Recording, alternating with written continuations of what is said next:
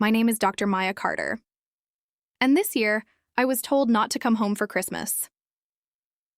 The call came 3 days before the holiday. I had just returned from a grueling hospital shift. Tired to my bones, but still smiling as I looked at the suitcase I'd packed by the door. I had gifts ready for everyone. Even the rosemary stuffing mix they always begged for, though somehow no one ever remembered that I was the one who made it. I'd even bought myself a new sweater. Forest green, soft, simple, festive without trying too hard. Just enough. When my phone buzzed and I saw my younger brother Ryan's name, I figured he was calling about something routine. Maybe napkins, maybe carpool coordination, same as every year. But instead he said, "Hey, so listen, Elise is coming to Christmas, right? She's really into energy, like how a room feels. And with your work, sometimes it feels kind of heavy. I think for her sake, maybe you should sit this one out." It's nothing personal. I didn't argue. I didn't ask what he meant by heavy. He didn't say, "You're a dedicated geriatric doctor who helps people die with dignity." No, just heavy. Like a wet towel on his Instagram aesthetic. An hour later, my mom called. Her voice was soft, but underneath it was a sharp edge. "Honey, we're just trying to make this easy for everyone." You know how sensitive she is. If you come, it could cause confusion. Honestly, we might not answer the door. That's when I knew. I wasn't just uninvited. I was unwanted. I didn't yell. I didn't cry. I simply said, "Okay." Then I opened my banking app. Mortgage payment, canceled. Car loan. Top up, frozen, emergency maintenance fund, low, and locked. I stopped being their silent safety net. No social media posts. No explanations. Just silence. And for the first time, that silence belonged to me. I used to believe the way my family treated me was normal. That maybe I was too serious, too focused, too much. Growing up, I was the oldest. The trial run, as my dad once joked at a barbecue, right before handing Ryan the bigger slice of cake. Ryan was the golden boy. Charming, creative, the miracle baby they had after years of trying. I was just first. When Ryan was 6, he scribbled all over the living room wall with a permanent marker. My parents called it expressive. When I broke a bowl while setting the table, I was careless and told I needed to pay more attention. Ryan once brought home a participation ribbon. It stayed on the fridge for a week. I brought home straight A's. They said, "That's nice," and slipped the report card into a drawer. Once, I even left my perfect GPA letter on the kitchen counter, hoping someone would notice. No one did. When I got accepted to medical school, first round, no gap year, no second tries, I proudly showed my mom the letter. She said, "Wow, that's intense. Just be careful not to burn out." When Ryan dropped out of college for the 3rd time to pursue creative direction, they threw him a re-entry. Party, balloons, cake. A framed photo of him holding a paintbrush now hangs in the hallway like he cured cancer. They always said he was artsy, that he felt things deeply. I once found my sketchbook, tossed in the recycling bin under grocery store flyers. When I asked, they said they thought it was scrap paper. But I kept going. I graduated early, got licensed, started caring for the elderly. Patients society had forgotten. People who had been dismissed left to decline alone. I gave them my time, my energy, my whole heart. At home, I gave quietly too. Fixed their plumbing. Paid off a lingering repair bill without being asked. Lent Ryan money when a freelance gig fell through. Never asked for it back. But none of that mattered. In their eyes, Ryan was the star. And I was the one who always showed up on time. Never complained, until I did. There's a unique kind of pain in being the person everyone relies on, but no one truly sees. That was me. The fixer, the helper, the invisible backbone. I covered the cost of a new water heater one February.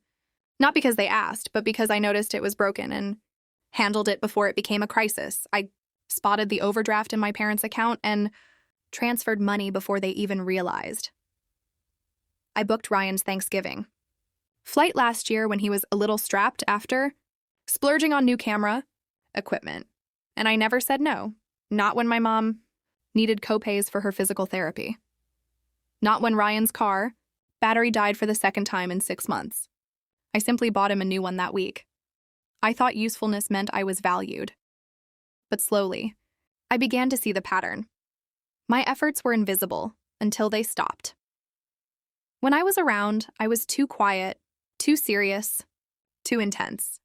When I wasn't, things were lighter, easier, more fun. Still, I kept helping. Out of love, I told myself. Out of obligation. Maybe just out of habit. But that night after, they told me not to come to Christmas. Something in me shifted. It wasn't rage, it was realization. So I paused each recurring transfer. The $800 mortgage top-up, gone. The rainy day, account, locked. The $1,200 Ryan still owed me. I knew it would never return. But not a single cent more would leave my account. They wouldn't notice right away. That's the thing about silent support.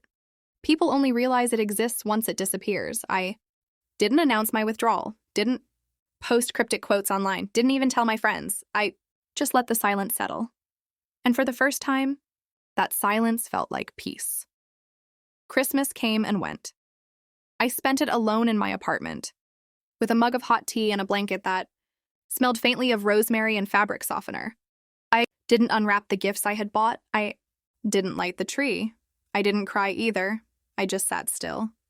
And there was a strange kind of power in not showing up where I wasn't wanted. But the day after Christmas, my phone buzzed 3 times. First, my mother. I ignored it. Then a text. Can you answer? You've done enough damage already. My stomach dropped. Another call came. This time from my dad's sister, Aunt Margaret. She was the only one in the family who still mailed birthday cards with little handwritten notes tucked inside. I answered. What happened yesterday? She asked gently. They're saying you ruined Christmas. But you weren't even there. I blinked. I ruined it? She hesitated. Something happened with Ryan's girlfriend, Elise. She left early. There was yelling. Then your name came up. That was all she knew, but it was enough. Later that evening, Aunt Margaret called again. She had pieced together more. Apparently, Elise had noticed a photo of me in their living room, an old snapshot probably from a birthday years ago. She recognized me. You saved my grandmother, she had said. You're Dr. Maya Carter. The room, Margaret told me, went completely still.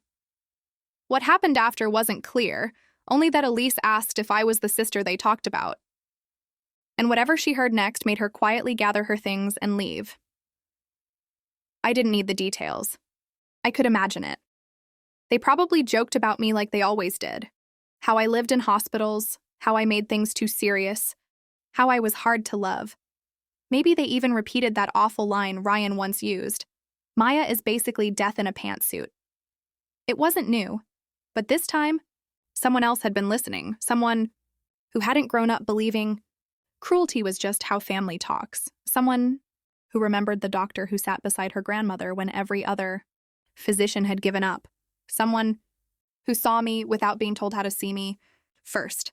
And that's how I ruined Christmas, by not being there to keep the illusion alive, by not showing up to smile politely while they carved me into a cautionary tale, by being remembered for once for the good I had done by someone outside the family who chose to see me differently.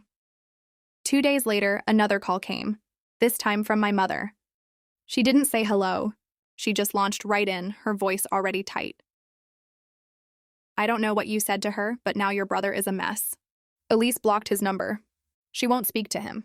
And she posted something online about being treated like garbage by the family of a woman she admires. I heard glass clink in the background. Maybe she was pacing the kitchen. Maybe pouring herself a crisis glass of wine.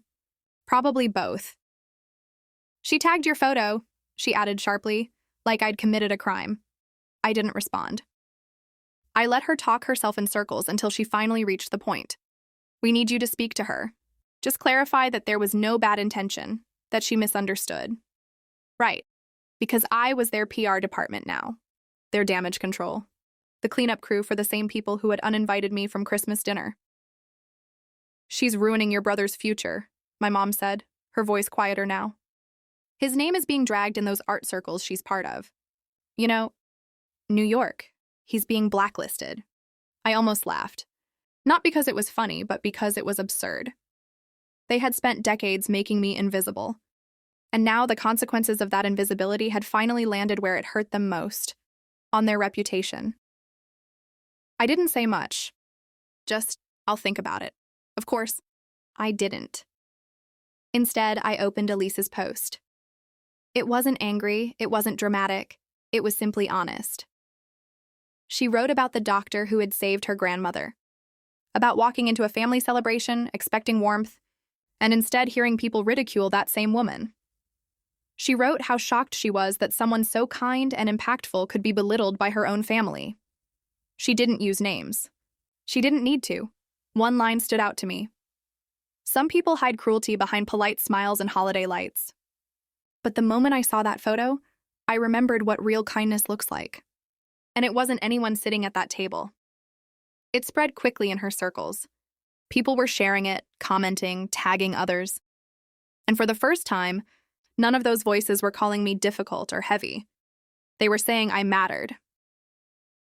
That same night, just before bed, my phone buzzed again. A voicemail. Not from my mother. Not from Ryan. Not even from my father, who only ever called when he needed help resetting his email password. It was from Elise. Her voice was quieter than the video Ryan had once shown me. Less polished, less airy, more real. Hi. I'm so sorry to reach out like this. I got your number from your aunt. I hope that's okay. I needed to say something. There was a pause. A long one. I didn't know, she said. I didn't really know who you were, but I recognized your photo. You treated my grandmother years ago. She still talks about you. She says you changed everything. That you didn't give up on her when others did. That you were kind, present, that you made her feel like she mattered. Another pause. This time her voice cracked slightly. I'm sorry about what happened and what was said about you. I had no idea. I couldn't sit there and pretend. So I left. That was it. I listened once. Then again, and again. And then I cried.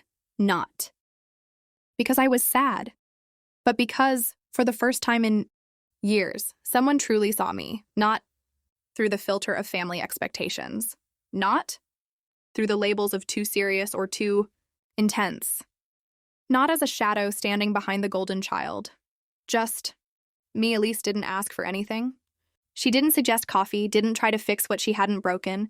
She simply acknowledged the truth. And somehow, that simple recognition healed more than 1,000 empty apologies from my family ever could. 3 days later, a small package arrived in the mail. Inside was a letter, handwritten on thick paper. The ink was smudged slightly at the corners. It was from Elise.